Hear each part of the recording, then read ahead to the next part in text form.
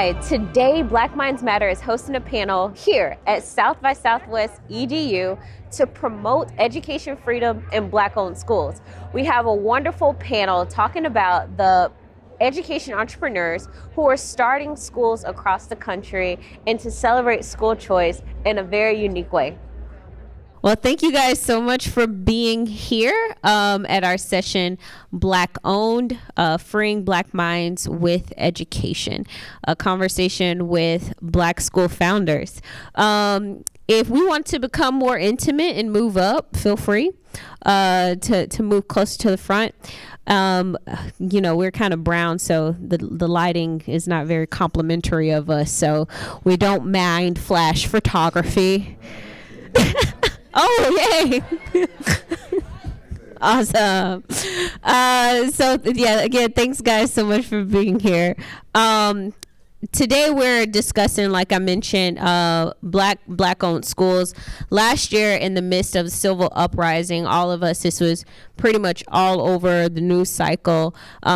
Organizations across the country were peeling back their layers, trying to figure out how they can fix inequities in America. And we had companies from syrup bottles to pancake boxes changing their logos. DEI spanned across the country, and little, and I would say no attention was given to education. No one was looking at the education space saying that, hey, we have an injustice happening here where you have 15 out of 100 Black students in America reading on grade level and 13 out of 100 doing math on grade level, and all of the monies that we're pumping into Title I schools and low-income communities is not working. And then you have the school to prison pipeline where our Black boys are just being funneled from one position to the next. And no one was talking about that. No one was asking for reforms in the education space, because I like to wager any reform when it talks about education will ultimately lead to people asking for something different. And that is the conversation that we're having here. These are education entrepreneurs. They own their own schools, which in turn is an avenue for education freedom. These are charter schools, private schools, homeschool co-ops, micro schools, and they're doing some amazing work. So I'm really excited to talk to you guys today about all of the wonderful things that you guys are doing and the impact that you're making in students' lives. So I'll just go down the line. Talk to me a little bit about why you got involved in education, where did that passion come from, and why launch a school? You want to do ladies first, or you want to go down the line? Okay. Good morning, everyone. Shamari James, born and raised in Buffalo, New York. Buffalo Bills is the best team of football, even though we lost with 13 seconds. Want to start there? They sound like the Jaguars. Oh, shots fired. I'm glad to be here with you all. Thank you for having me. So why is, first, you want to define your who that you're going to serve, how you're going to serve them, and then why you're going to serve them, right? So that's WHY. So we knew that we wanted to create an organization that was going to expedite change. So our first organization was Equity Now, Inc., which is the nonprofit charter management organization which serves Legends Charter School. We're the parent company to Legends Charter School, which is a K-8 charter school in Lanham, Maryland. We have 700 students, an amazing CEO of that charter school who is in the audience today. And our why is, my wife often talks about being the union for the students, right? So when we start talking about these partisan issues and adult issues, who is doing the most for the kids? Who's protecting the kids? Who's having the conversations about the kids? So what you hear throughout our school is kids can't wait. While you're sitting there talking about Democrat versus Republican and go to the polls and go vote, the kids can't, right? So then when we get into our why and start having conversations about the curriculum and things that we want to service the kids, we wanted to do two things. One was close the achievement gap and also do our best part to close the wealth gap. So what we did inside of our curriculum, because I'm a longtime stock investor, every single kid that comes to a Legends Charter School, we afford them the opportunity to begin investing in the live stock market beginning in kindergarten. Last year, we gave away about $25,000 from kindergarten to 6th grade to our students. So our why was so we could do our part to service kids that look like us. And then when we say look like us, that doesn't mean we exclude anybody else, right? It's not mutually exclusive. It means that we want to start at home first. So that's the who, the how, and the why for us. Great. I love that. First of all, I love the investment piece. My name is Janelle Wood, and I am the founder and CEO of Black Mothers Forum. The reason why we had to come into existence is because we as Black mothers were so tired of seeing our children killed and brutalized in the streets by our police. We're tired of seeing our Black sons being demonized and our Black daughters by their communities that we live in. So we came into existence in 2016 to develop our voice, our collective voice, to speak to these systems and these institutions that continue to demonize, criminalize, and bully our children. We said enough. So 40 mothers came together, and we decided that we were going to dismantle and put to rest the school-to-prison pipeline. And we recognized that where our children were being the most abused was in the schools. We recognized they were coming into contact with racial bullying on a daily basis in their public schools, even within their communities. Because in Arizona, we're out of Phoenix, 80% of the school teachers are white women. And what we have found is that when our Black sons sit in their classes, they see them as aggressive. They see them as a threat. And any little thing they do, they tend to be put out.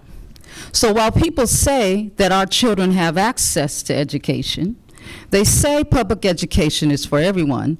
Well, the problem is this: our children don't get to benefit from that access because they are being put out sooner and more frequently than anybody else, especially our boys and our daughters. So we decided that was enough of that.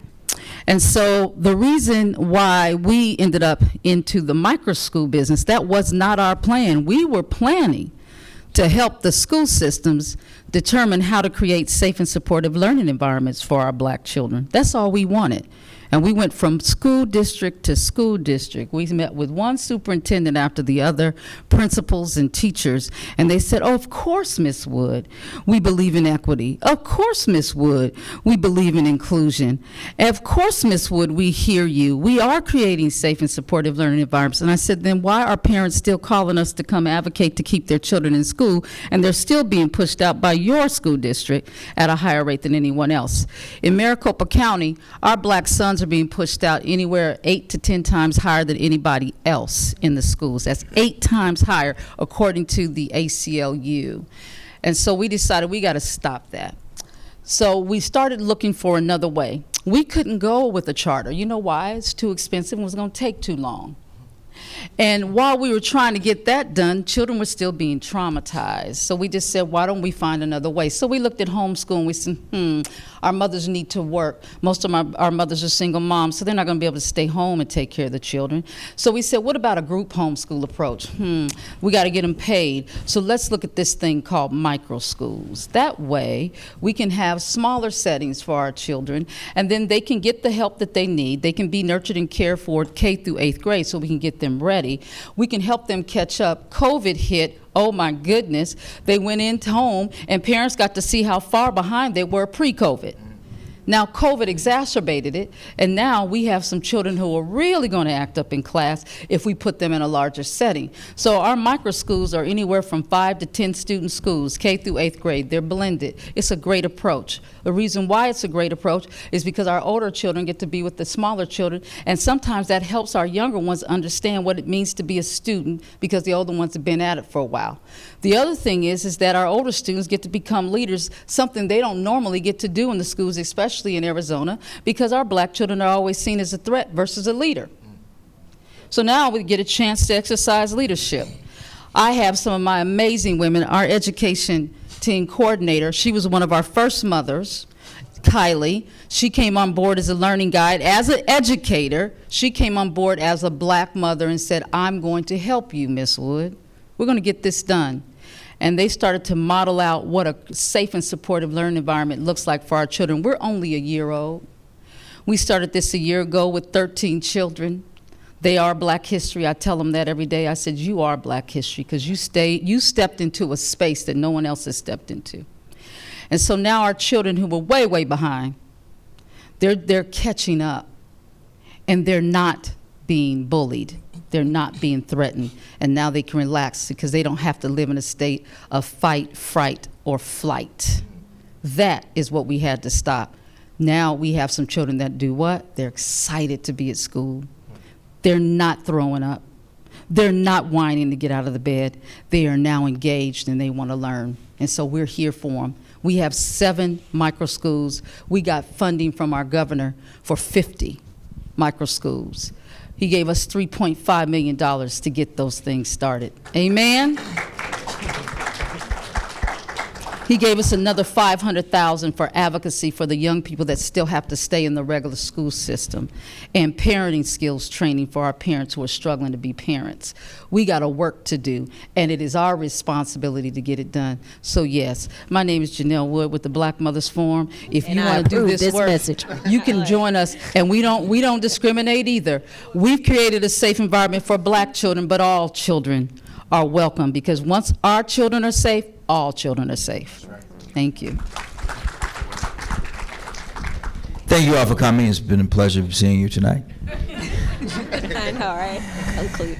I'm Dr. Steve Perry. I'm head of schools at Capital Prep in Connecticut and New York. And the reason we started our schools is because I couldn't be convinced that Black children were less intelligent than anybody else. I couldn't be convinced that children who are Latin or Latina are less capable. And quite frankly, when I watched what the other folks were doing, I thought we could at least do it as bad as they can. Like, I could suck like that. There's a point at which you have to think, are you doing this bad on purpose? No doubt. Like, it's not possible for no one to know how to read unless you do it on purpose. Like, there's a point at which you're like, damn, dog.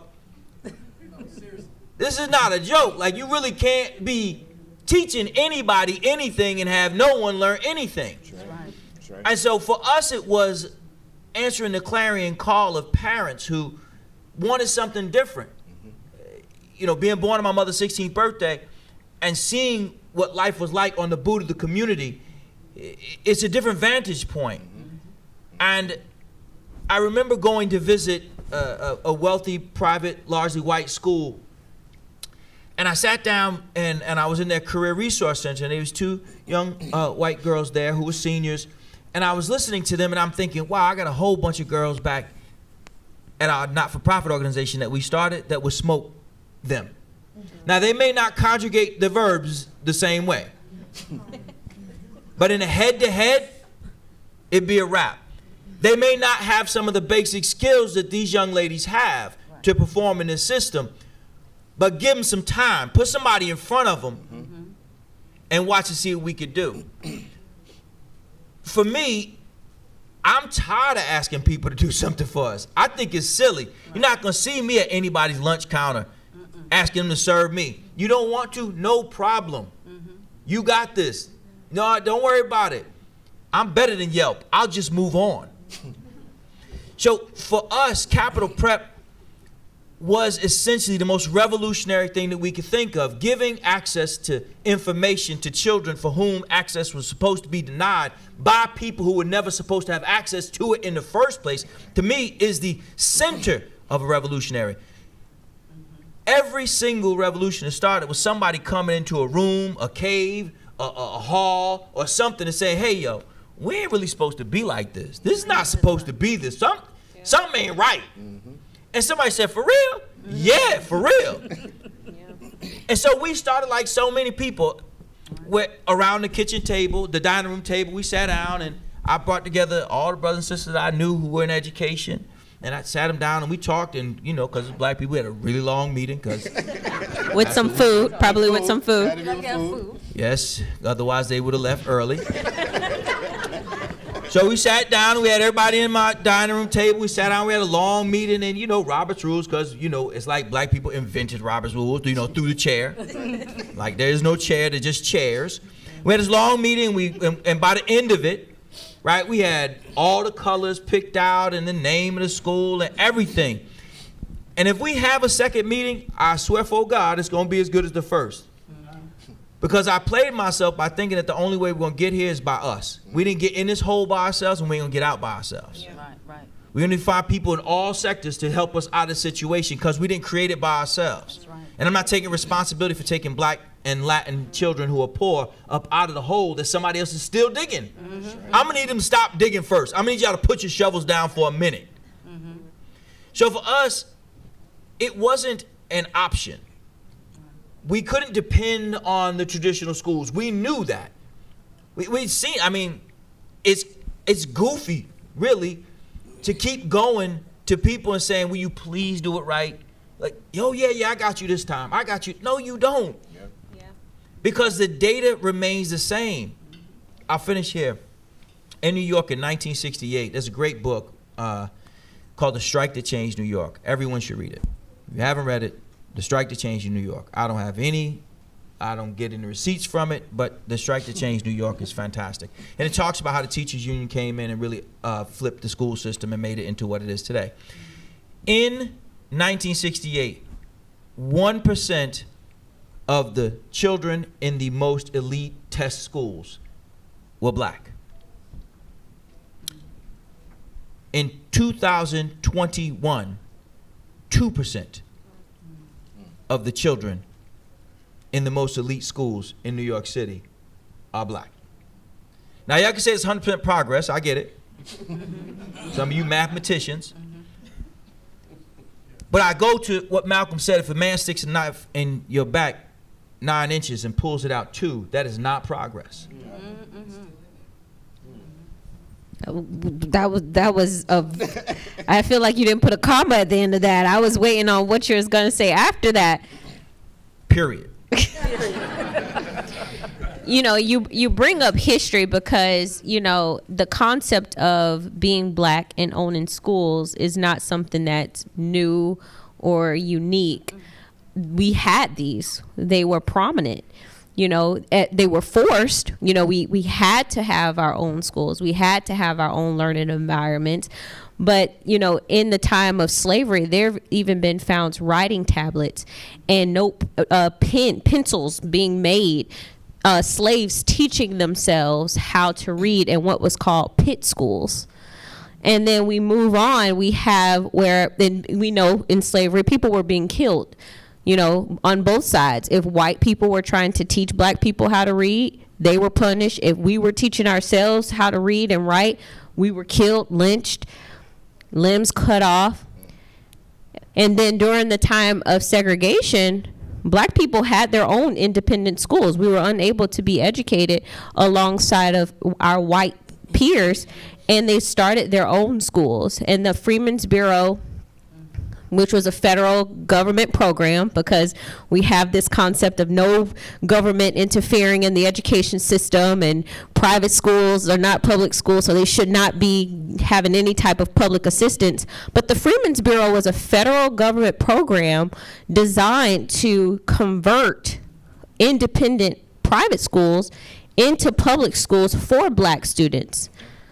And so that was something that was across the country. They were converting these independent black-run schools. Some of the schools did not convert. They wanted to maintain their autonomy and keep their schools themselves. We even have a Rosenwald. Your great-great-grandfather, right, had a Rosenwald school where Julius Rosenwald and Booker T. Washington, so a white philanthropic person, teamed up with Booker T. Washington to create over 5,000 black-run schools across the country. And this is like our history, and so this concept of being black run is nothing new. I think it's come back up again because the need has just, well, not risen again, it's always been there.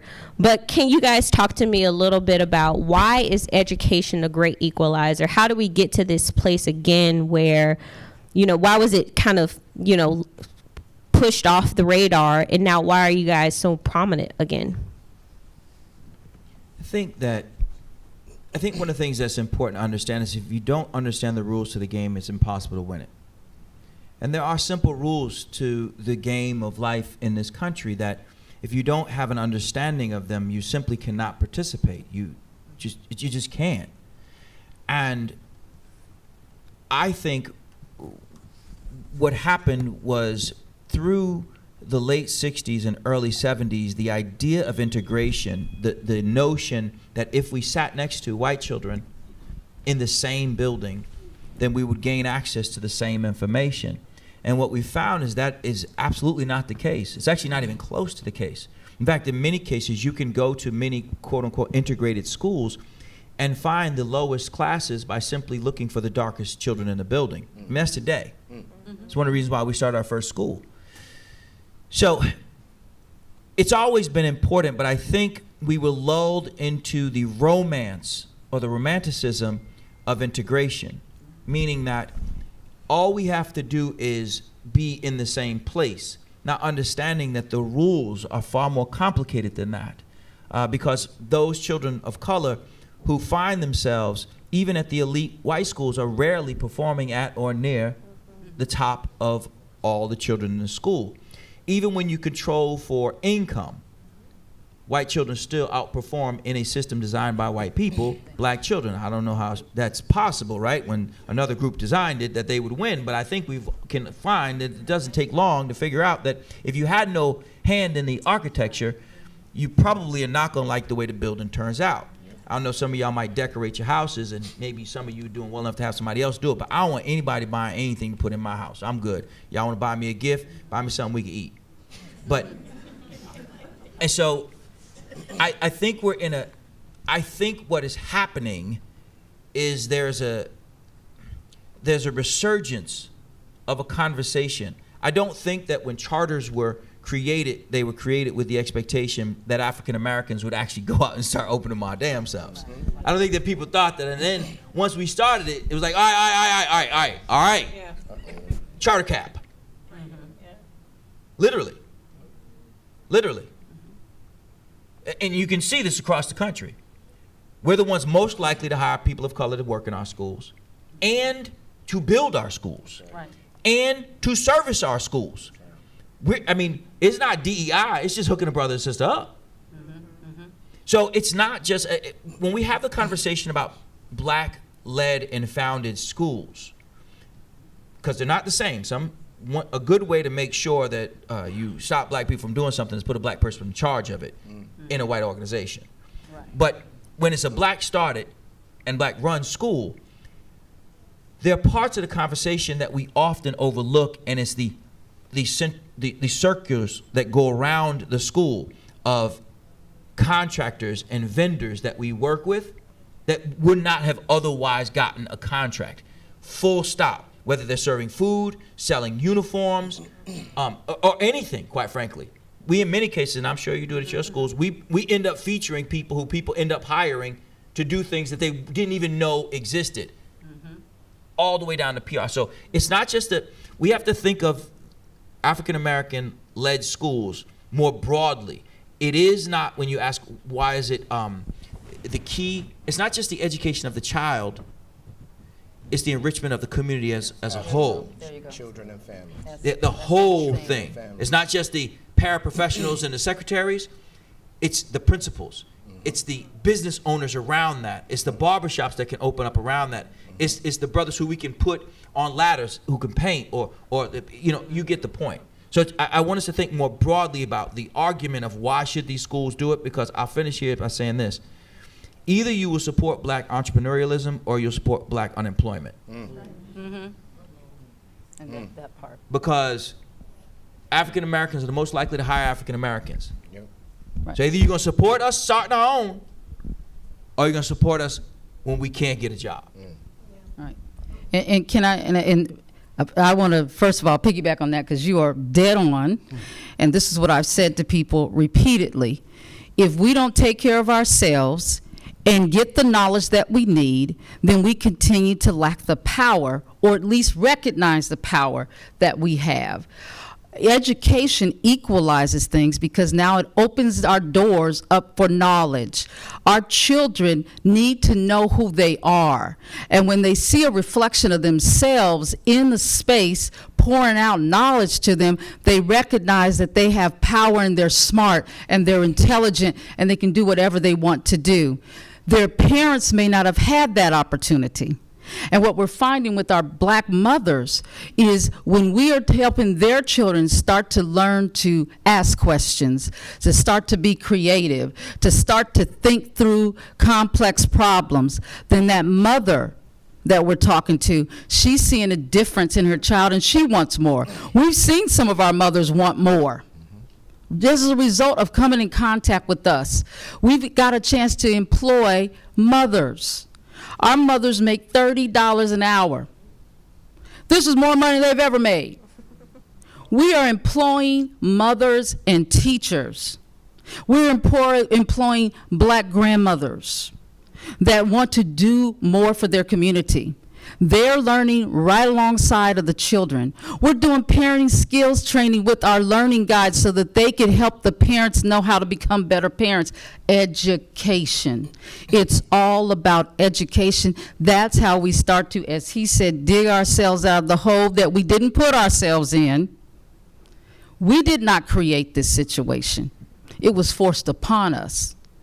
But was forced upon us so much that we decided that we were just going to go along to get along, and we said no more of that.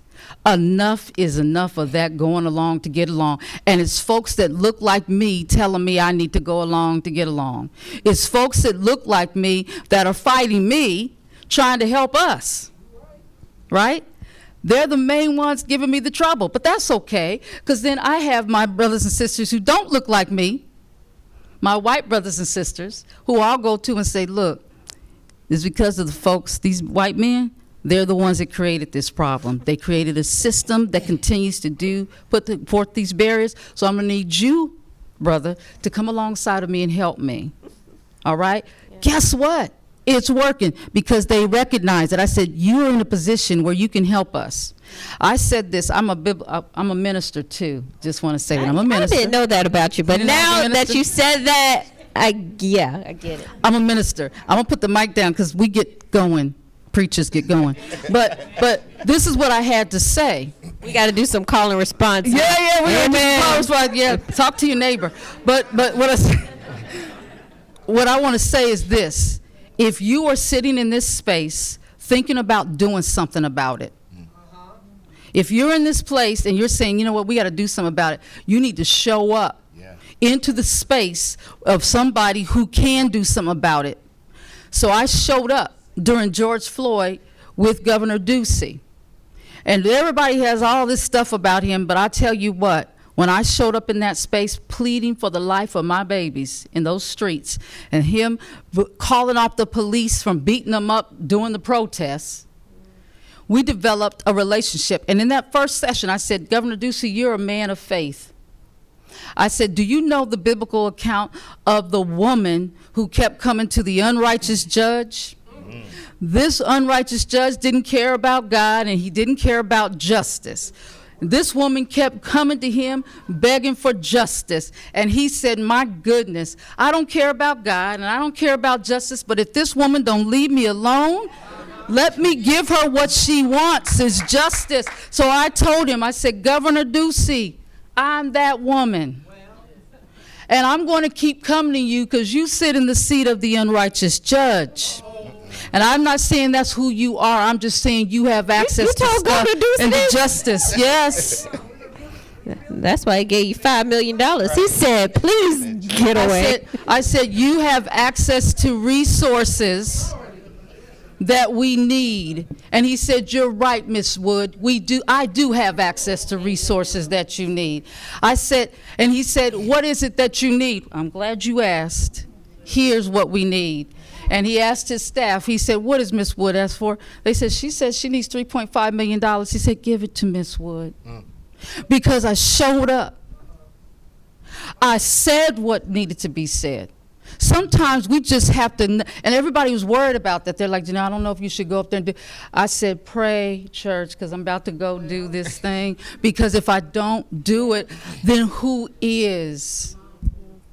Fear holds us back. The fear of the unknown keeps us in bondage to that which is known, period. So I figured all he could say is no. That's right. But he said yes. So I'm challenging you today.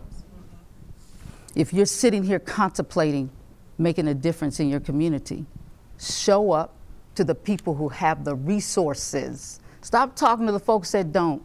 I'm with you on that. Don't talk to folks who don't. Talk to the ones who do and help them recognize they're sitting in that position to help those that they serve. So that's what I do. It's obviously really hard to follow the word, but I'm doing my best attempt. Ms. Merriweather, you make a really good point about the Freedmen's Bureau, but one thing that's not often talked about with the schools that they had was they had ancillary health services tied to the independent schools. And why did they have that? One was physical and one was mental. Because we know that there is a social and emotional impact that comes along with our scholars, our students that are in these neighborhoods and in these homes. So they made sure that they connected those health services to those education services. So how is that relevant, right? The halo effect is by having black entrepreneurs schools. I myself, I was a bad kid. Like my mama is a saint. I'm gonna tell you, she was a saint. I went to 4 different high schools. My first high school was Seneca High School, Buffalo, New York. I got kicked out of that high school my sophomore year. My second high school was an alternative high school, a satellite high school that had about 20 to 30 kids in it. We fought every single day. They closed down the site, shut it down. They were like, you are too, Mr. Come get your son, these kids, they gone. Then we went to the real alternative school. This alternative school, as bad as I thought I was, I didn't go to lunch and to gym because people didn't come back from lunch and gym, right? I was like, listen, I'm just gonna be hungry. Then I finally transitioned to my final school that I graduated from. I had a white female cross-country coach that sat me down and said, Shamari, you know this work, why are you playing? You wanna be so cool in front of all of these people. We know you from the hood. We know you got swag. We know you were probably doing something illegal in the hood, but that's not what takes place here. Mm-hmm. So stop performing for all of your peoples, right? Because being smart is cool. Mm-hmm. And I started that with a white female cross-country teacher. I did not resonate with any of that. White, female, or cross-country. Right. None of it, but I ended up running cross-country, which is crazy, right? My point in that story is now, as a black entrepreneur, and as the chairman and CEO of Equity Now Inc. Charter Management Organization, I walk through my hallways and children look up to me and say, if he can do it, I can do it too. And I don't have to tell them my story. I ain't got to tell them I went to 4 different high schools and I was an alternative. Because black people, we can see swag. Mm-hmm. You can walk up like, nah, that dude is not cool. That dude, I don't know where he's from. But they looking like, I don't know what's up with him, but he is cool. And he is in the school every single day. So the halo effect, because it's sometimes difficult to get the kids to learn. It's sometimes difficult to get the kids to say, hey, look, I don't feel like doing math today. But if I walk in, or if my director of financial education, who stands at maybe 6'2", 220, with a Barry Manilow voice and say, hey, kids, as a black male, and all those other black males, now they take their hoods off and say, I'm here to learn, because he's going to check them. So, of course, we could talk about curriculum. We could talk about the things that go on in the classroom. But what's that halo effect that's getting Shamari out of the streets into the classroom to actually do the work? Mm-hmm. So we resonate with the kids when we walk through the hallway. Mm-hmm. And if you don't support that, then you support the extinction, right. Period. Yeah, I thought you were going to drop your line. The positive progression of Absolutely. The culture. You're going to weave that in. No doubt. It's always for the positive progression of the culture. Yeah. And you guys, all kind of touched on the political and just these outside forces that don't want to see you in operation.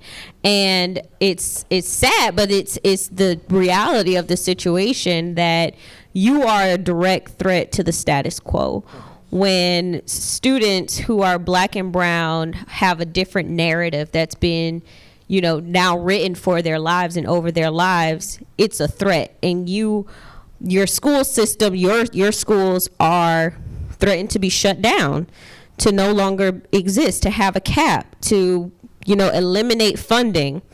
I hate to use the social worker counseling term, but how does that make you feel? So for me, it's part of the thing. If you believe in God, you have to believe that there's a devil. You have to accept that there's another part to the story. It just is what it is. And if you believe that there are people who are doing good, you have to believe there are people who are doing bad. And again, it's just a part of the story.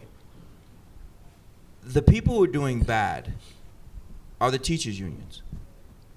Their job is to make sure that black and Latin children never gain access to a quality education. And that they are able to garnish the wages of as many people who call themselves teachers as possible.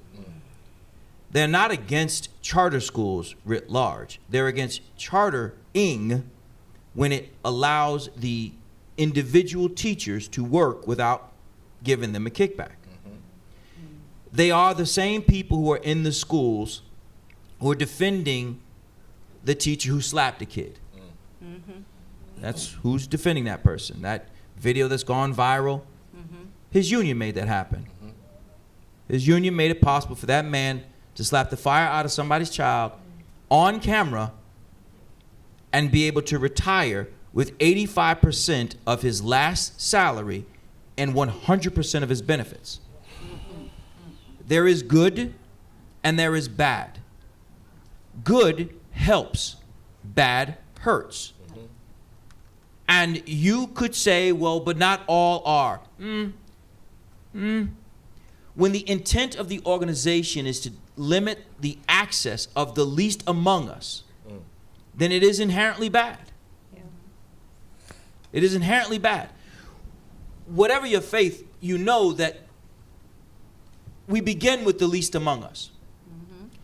And when the least among us are protracted generation upon generation by people who claim to be friends, those people are bad. Those people are bad. And so what we see in this political game, the single existential threat to the notion of parents being able to choose the best schools for them are teachers' unions.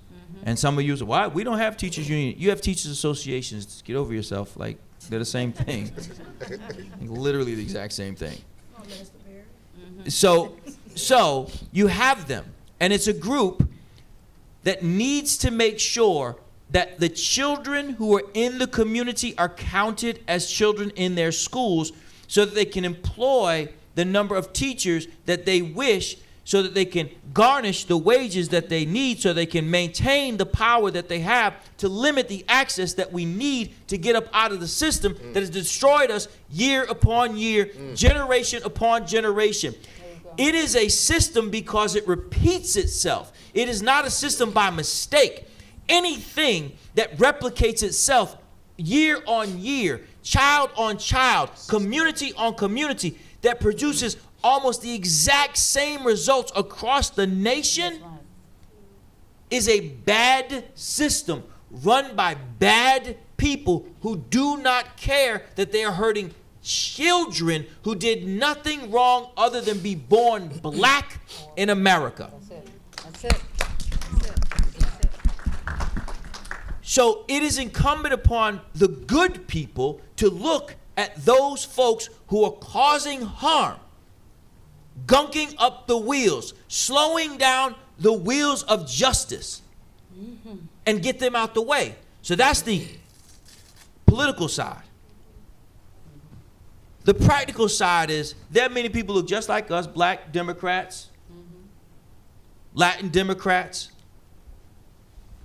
who are supposed to be down. They got a backstory. They the same backstory. And all of them, if you grew up in that town, you know him or her, and they tell you the same story. Yeah, remember when we were? I do, but you don't. These are supposed to be our brothers and sisters. We've gone to their weddings. They've come to our wedding. They've been to the house. Their kids get school choice. Yes. Every single time, 100% of the time. You can go to legislators who represent some of the poorest, blackest communities in America with some of the worst schools in America, and you will not find elected officials' kids there. Absolutely not. Absolutely not. Absolutely. And we don't call them out for this. That'd be like me going to your house and you got the ribs out there, they got slathered up to real good, right? You can just smell the smoke coming off of them. And we go to sit down and you fill my plate up with that. And the collar's got the pork on top and the pork, like, right? We sit down and I look and you got greens on your plate. And I say, why are you eating this? I don't eat that mess. Well, then don't give it to me. Right. If it ain't good enough for you in your mouth, it ain't good enough for me in mine. Right. The people who in many cases are standing in the way of increasing access to for more black people to open more schools are black people. Absolutely. I need y'all to hear that. Because y'all can kick me out of being black, right? Yeah. You kick me out, I'll be Dominican. I've been going to Puerto Rico. Nah, I'll I'm trying be to figure it out. Dominican. I don't give a damn. Dominican's black. Because it's Dominicans are black. Hey, it is what it is. I'm tired of fighting with y'all. Yep. Yeah. I'm tired of lying to y'all. I'm Right. tired of y'all lying to me. Right. It is what it is. Right. You know who these people are. Every year we vote for them like, yeah, well, we gotta vote for them. Nope. No, you don't. No, you do not. No, you don't. No, you do Because not. until such time as they start acting like the black people that they claiming that they are, instead of put themselves in a position to show the respect that they're given, then they're on the other people's team, y'all. Yeah. And Please, brothers and sisters, you got to understand, there are people standing in the way. I'm telling you who stops me from opening schools. Me. Will stand in front of my face and say, I know you send 100% of your kids to 4-year colleges every year and have for 16 years now, but we're not going to let you open another school. The what? In a board meeting says too much power for one man. Are you high? Do you understand how powerless I am running schools in the hood? right. But I need us to, at some point, we got to start calling these brothers and sisters out. Either you with us or you ain't. Yeah. And if you're not, suffer the fate of those who are Yeah, not. and education is such a threat, and all of those political players that you just named, tinker around the edges. We have reading programs, and not to knock any of these programs because we need all that we can get to help our children, but we're going to implement a new reading program in the schools. We're going to have another after school program that's going to help the kids, after they get out, and, more early learning programs that's going to help them before they get to our schools. But that K through 12 space, that 7 to 5, whatever space 3, they don't want any of that, but they will want to have campaigns to hire a lot more black and brown teachers, but to empower them, to really truly empower them to own and operate their own schools. Really quick Yeah. example, really quick. State of Connecticut has a law that says that you must teach black history in the state. Yay. 4% of the teachers in the state of Connecticut are black. Who the hell's gonna teach it? Right. Like, for real, 4%. There are, of the 169 cities and towns in Connecticut, almost 80 of them have 1 or 0 black teachers in any grade. And so all these black legislators walk around like, yeah, and the white counterparts are like, yeah, look at what we did. You dumbass, you ain't done nothing. You've done nothing. You've cut down the number of black people who can run schools, and by design, limited the number of African Americans who are going to end up teaching. Because many people end up hiring people who what? Remind them of themselves. Right. Absolutely. And you asked the question, how does it feel? And the answer is infuriating. Now, let me back up, though, to underscore Dr. Perry's point, right? So think about it. When you arguing with a colleague at work, y'all having a debate. It's like, what? Okay, you go home, you get in your car, it's done. Argument over. You're like, I don't care about that person. It is what it is. I know what I did with Johnny every single day. It's Johnny. That's America, people. We know what systematic racism and oppression is doing. That's right. So it's not infuriating. It's like, yo, listen, I just got to fire myself today and then get back at it. However, when the NAACP calls us for a moratorium on charter schools, I'm infuriated. So I'm not arguing with Johnny from work no more. Now think about how it feels to argue with your spouse or your brother or your sister or your girlfriend. You can't let that go.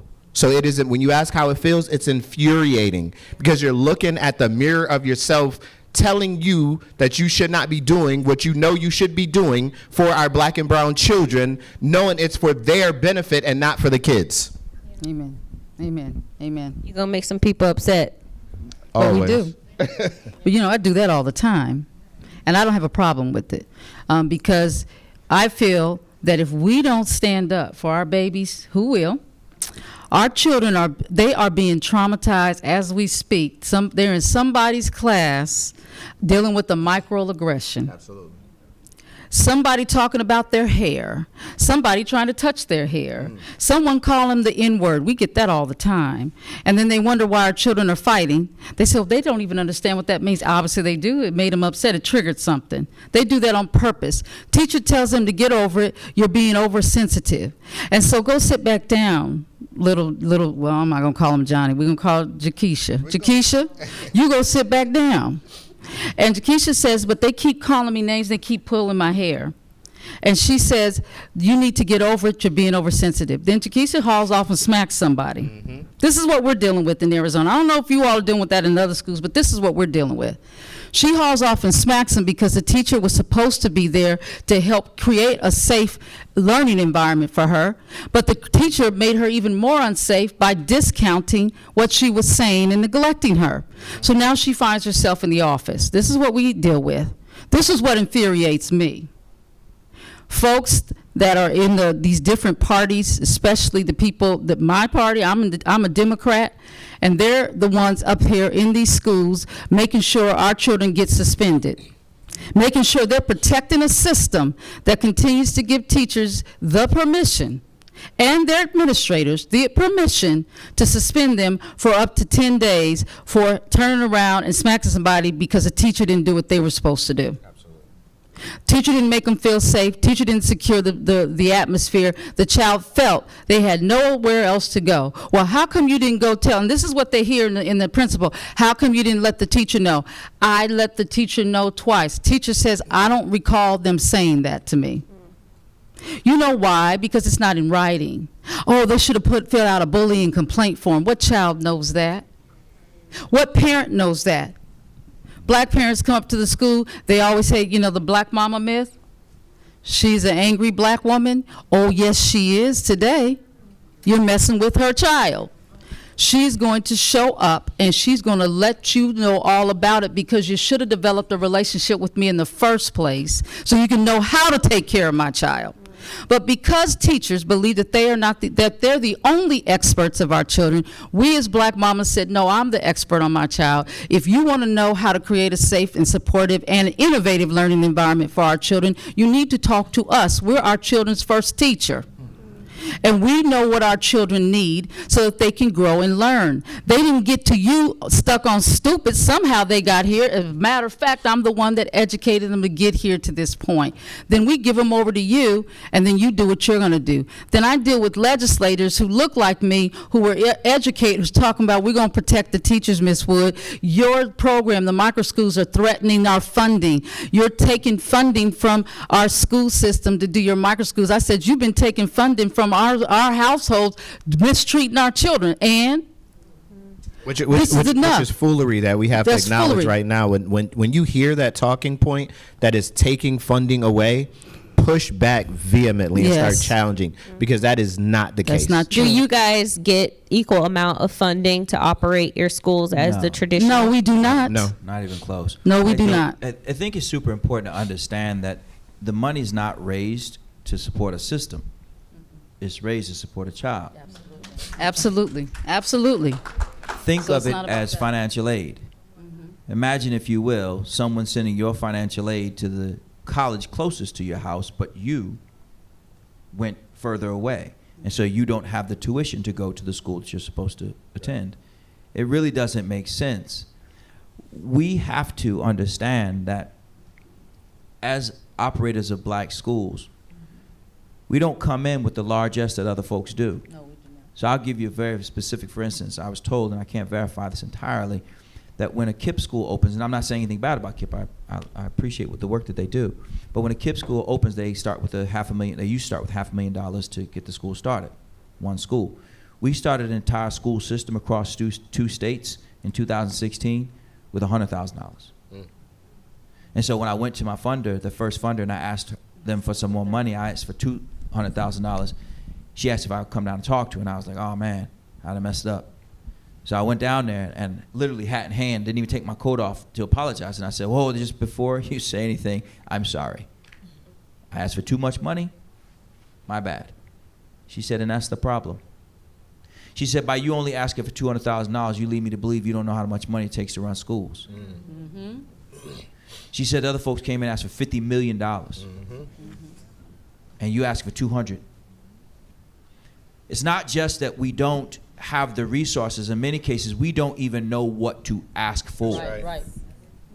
We don't even know what to ask for. If you're going to be honest with yourself, if you grew up like I did, and you were told before you left the house, what? Don't ask for nothing, don't touch nothing, don't eat nothing. And money don't grow on Money trees. don't grow on So if that was indoctrinated in your soul, Right. Right. and then they put you in a position and they tell you to go ask for money, you like, nah, I know how this ends. There's a switch involved in this, and I'm not for that. It's not just our poverty of experiences that limits us. It's the poverty of knowledge, that we don't even know what we don't know in terms of running schools. I was asked earlier, because we started as a magnet school inside the traditional school system. We left that behind because I couldn't deal with the foolishness of them just fight. We were fighting for nothing. Right. Like we weren't growing, and we just fighting just to be fighting, which I'm for, but it got old. So I was asked earlier by Ms. Merriweather, how is it that you guys have gotten started? We're still getting started. I mean, for the first 3 years of our CMO, we had 2 employees across 2 states. I want you to understand what 2 employees across a school system looks like. That means your back office, like somebody's got to put any bill in, right? Somebody's got to make sure people's paychecks go. People's got to make sure their benefits go. Like, this is a real thing. 2 whole people have to do all the curriculum for grades K to 12 across 2 states that have different state tests with $100,000 to start. In 2016, we ain't talking about the 1800s. And so I did not even know what to ask for. And if I'm going to be completely honest, I still don't know what to ask for, because there's some times when we get together as black leaders in New York and with an organization that's called Black, it stands for something, but when we get together and somebody says, yeah, such and such has got $10 million, we're like, damn, 10 million. And then somebody's like, that's all? You're like, oh. Yeah. Well, I want to open it up because we're nearing time. It's so good. We could sit and chat about this niche of a niche sector that these folks are in. But I'm on Slido, so if you guys have any questions, you can submit them on the app through Slido, and I will see them, I think. If not, then you have to yell it out or something. I don't know. But what's something, one, I guess my last question is, is operating a school hard? Is it hard work? Yes, but I want to follow go Dr. ahead. Perry's point. He made a really good point. We had a lot of hard lessons, and we did not know what we don't know. And my degree is in engineering. So my degree is in engineering, and my personality is I want to order something today and get it yesterday. So those two combined coming into this world was like, oh my God. So we did a whole lot of studying to see what was going to happen, and we were projecting into the future. We were told no hundreds of thousands of times, but every single no was a fail forward.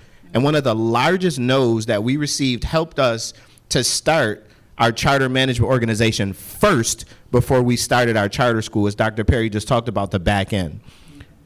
My wife and I have been married almost 30 years now. We would have these parallel discussions between the education system and engineering. And she would say to me, I make $70,000 with a master's degree and I have to raise my hand to go to the bathroom because all these kids in here. And I said, well, that's crazy. So how can we pair up together?